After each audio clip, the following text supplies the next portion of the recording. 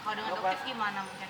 Oh, Dokter? kamu Nah, jelaskan di kalau tanggal untuk 27. kalau misalkan untuk Samira ini, dia pertama nih, dia mereview, ya kan, tanggal 9, tanggal 11, terus suruh kita meminta maaf pun template-nya dari dia. Diberikan format, dia tidak setuju, dibalikin lagi. Setelah setuju, oke, kita posting. Ya bukan karena kita takut terkait produk, ya bukan karena kita takut terkait produk, tapi takut penggiringan opini masyarakat. Karena waktu itu bener-bener lagi santer banget. Jadi saya tuh nggak pernah mau ribut sama orang. Jadi saya lebih baik ya udah saya mengalah aja gitu. Nah, terkait produk saya perlu jelaskan juga ya, anti aging.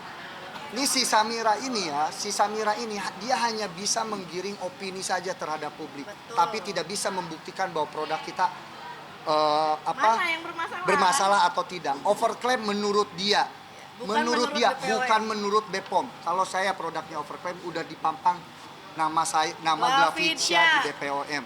Tidak ada produk yang overclaim karena saya tidak pernah mencantumkan presentasi di dalam packaging. Ya, dia bilang retinol anti aging ini retinolnya rendah, bla bla bla. Kalau kita kemarin saya batasin, Bang, boleh nih ya saya cerita ya. Bebas ya, ada bebas. Saya cerita nih. Gas terus. Bilang katanya retinolnya itu rendah, tidak sesuai jurnal, tidak akan memberikan efek. Itu bukan paket retinol, itu paket anti aging. Dia ada kandungan azelainnya, dia ada kandungan tranexamic acidnya. Jadi sangat nggak bijak kalau satu orang mereview produk dengan mengambil cuma satu ingredients. Itu nggak bijak. Ya kamu harus kalau mau cek semualah ingredientsnya. Jangan cuma ngambil satu ingredientsnya. Itu nggak bijak, nggak boleh, nggak mungkin ya, nggak mungkin BPOM mengeluarkan izin edar kalau misalkan hasil dari BPOM ini, hasil dari verifikasi BPOM ini tidak valid. Kita harus percaya kepada siapa lagi? Laboratorium BPOM ini di Indonesia ini itulah satu-satunya yang bisa kita percaya gitu. Jadi jangan sampai tergiring opini, tapi dia itu jago menggiring opini pribadinya lah, merusak karakternya lah dan lain sebagainya. Jadi bukan terfokus terhadap produknya gitu. Kalau bicara misal berdebat masalah produk, saya bisa panjang jelasin masalah produk. Bilang masalah retinol, oke, retinol ini dipakai 1 minggu 3 kali, 2 sampai dengan 3 kali.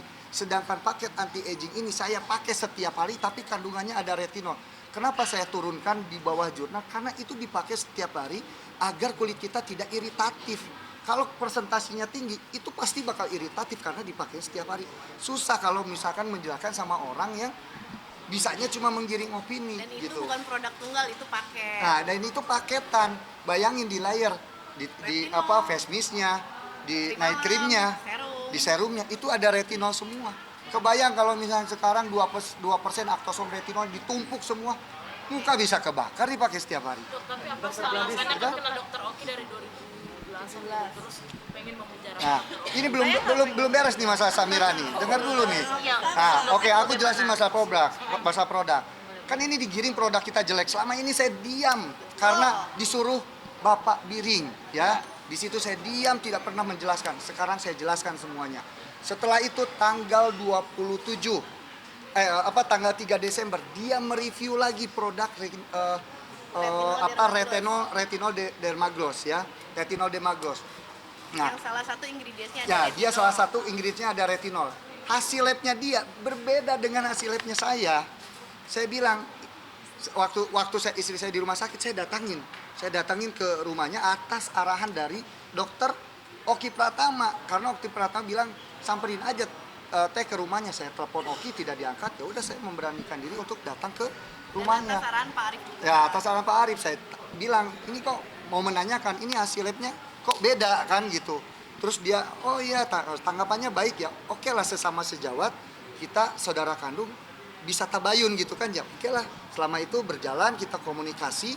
Tapi setelah tanggal 13, 14, 15 November, setelah uang saya geser ke pihak terdakwa, pada tanggal 27 Desember ya, 27 Desember Samira ini mengechat saya. November ya. Ngechat saya. 27 November itu ngechat saya untuk bertemu, intinya gitulah, panjang kalau saya ceritain, intinya untuk bertemu.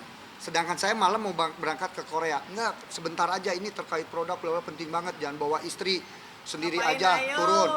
Saya turun lah sendiri ke kliniknya, setelah itu saya diajak lah ngobrol di Starbucks.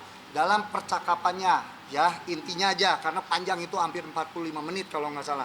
Intinya dia meminta 2 juta dolar Singapura, ya 2 juta dolar Singapura dia meminta. Setelah itu dia membawa pejabat publik, bawa Pejabat Kapolri, tinggi. bawa Pak Listio Sigit, bawa Pak Prabowo, seolah-olah bahwa dia itu dekat, bawa anggota DPR, seolah-olah dia itu menakut-nakuti saya, ya, seolah-olah dia itu menakut-nakuti saya. Jadi dibilang kita mau datang, mau ngasih uang dan lain sebagainya, bohong. Bilang ke si Samira, kalau perlu ada sumpah yang terberat, ayo kita sumpah bareng. Bener nggak dijebak? Bener nggak dijebak? Atau kamu yang bener minta? Dijebak yang ngajak Ah. duluan siapa ya? Yang ngajak duluan, terus yang minta duluan siapa? Jangan membalikan fakta, dosa. Kamu udah sumpah Quran. Kayaknya takut dia kalau sumpah Quran. Enggak, biasa. udah biasa sumpah Quran. Sumpah yang lain yang lebih berat sama saya. Yakin nggak dia minta 2 juta dolar? Gitu, ya. Berarti Jadi akan ada babak baru atau bagaimana? Harusnya. harus, ya kita Harusnya. lihat, Ya, kita tergantung lihat Bapak ini, ya, karena strategi saya semuanya ada di sini. Mulut dikunci, suruh ini pun mulut dikunci, diam, nggak boleh Jangan dulu ke pokok perkara dok. Nanti Tidak ke boleh pokok klarifikasi perkara, produk Dok. apapun, Aman, ya, Dok, diam. Sampai tunggu, dan ini adalah hal yang ditunggu-tunggu, yang netizen bilang saya takut. Saya tidak takut, saya menunggu saat ini, saya menunggu kedatangan saat ini, dan saya selalu menanyakan kepada pengacara saya, kapan saya harus datang bang? Saya pengen ngomong. Siap salah. Dokter, dalam momen persidangan tadi kan ada momen kalian dokter dan Niki sama-sama ke depan dan itu terlibat adu mulut sampai hakim harus meredam kalian berdua. Apa sih tadi yang dibicarain dok? Kalau tidak salah tadi perdebatan mengenai terdakwa yang tidak memahami. Yang saya katakan adalah itu merupakan treatment, tapi terdakwa tetap memaksa bahwa itu adalah produk, seperti itu. Dok, yang perihal menekankan uang 4M itu gimana sih? Tadi kan sempat Tadi udah 2 kali loh saya bahas di dalam. Siapa yang ATM apa? yang mungkin penekanan mungkin 2M. Ya, intinya Kenapa- 4. Kenapa harus diberikan uang? Kenapa itu? harus diberikan? Kalian lihat hingga saat ini dia mengatakan saya Membangun image itu susah loh. Kita itu sebagai dokter, sebagai praktisi, kita membangun baik-baik, dihancurkan seketika, diserang pribadinya. Memang itu bukan tertekan. Terus kita dimintain uang harus cepat hari itu juga transfer. Memang itu bukan tertekan. Itu tertekan loh. Itu diancam kita itu. Kita benar-benar tertekan. Karena nggak mau nama baik kita hancur. Bayangin, saya punya 600 karyawan yang bersandar hidupnya di kita berdua. Kalau kita misalkan hancur, mau gimana? dan saya di sini berdiri bukan hanya untuk saya sendiri, karena sudah banyak owner-owner skincare juga yang melapor kepada saya hal serupa. Dan saya yang berani di sini maju karena saya yakin produk saya tidak bermasalah, produk saya tidak berbahaya. Tidak ada kolerasinya dengan produk karena ini adalah murni dia selalu menjelek-jelekan saya di media sosial, kemudian berujung dengan pemerasan seperti itu. Dokter Gladys. Selalu disinggung abu-abu. Ya, menurut kalian, saya sengaja nih hari ini pakai baju abu-abu ya. Biasanya saya kalau dibilang abu-abu tuh saya nggak pernah ngomong nih. Sekarang kalian boleh lihat sendiri lah. Kerudung saya abu-abu, ini tangan saya. Menurut kalian warnanya sama apa enggak? Apa enggak? Kali-kali saya yang nanya gantian ke wartawan, ayo. Tapi kabarnya sampai mentalnya sampai Ya pada saat itu karena saya nggak pernah ribut sama orang, tapi ya mau nggak mau ya sekarang saya hadapi ya waktu itu memang Ya makanya saya bilang Terpukul, tadi ya. di pengadilan, di persidangan saya bilang tidak ada orang yang lebih tahu daripada saya sebagai suaminya kondisi Reja Gladys waktu saat itu. Sempat sampai ke psikiater ya. oh sempat. Ya, Dok boleh dijelasin itu gimana sih sampai ya karena dia tidurnya cuma sejam. Jadi sebenarnya kalau saya tidur pules ya sebenarnya. Cuma gara-gara kalau pas saya tidur misalnya jam 1, jam 2 dia lagi nangis. Ya kan nangis terus udah kayak gitu bangun. Ya saya otomatis bangun nenangin dia kan sampai siang sampai pagi ke siang nggak tidur. Jadi dia udah saat subuh tidur sejam udah nggak tidur, cuma sejam tidurnya. itu berapa lama sih? sampai sekarang dok. Enggak, sekarang enggak. Jadi kebetulan alhamdulillah di sekitar kita banyak orang-orang yang support kita, banyak orang-orang yang menenangkan kita. banyak orang-orang yang Baik. menguatkan kita ya, terutama semua cobaan ini ya balikin kita ke Tuhan karena manusia ini kan cuma bisa berikhtiar gitu. Dok, ini kan yang publik juga menunggu-nunggu selama ini kan kehadiran kamu di dalam sidang. Betul. Bertemu langsung dengan Nikita. Boleh dong, Dok, sedikit. Tadi pertemuan awal dari Nikita mungkin apa sih kamu rasakan? First impressionnya First impression biasa aja sih, kayak ketemu sama teman-teman yang ada di sini aja biasa aja.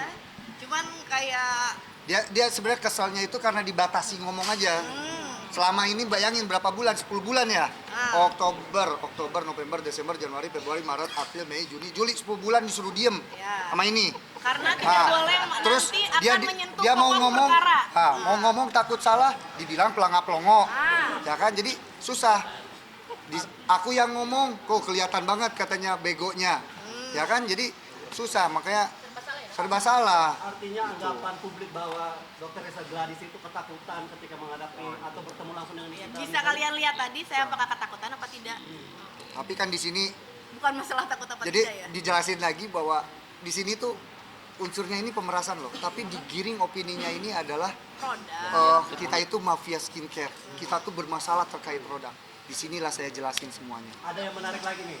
Apa tuh? Hari ini persidangan masih berkaitan dengan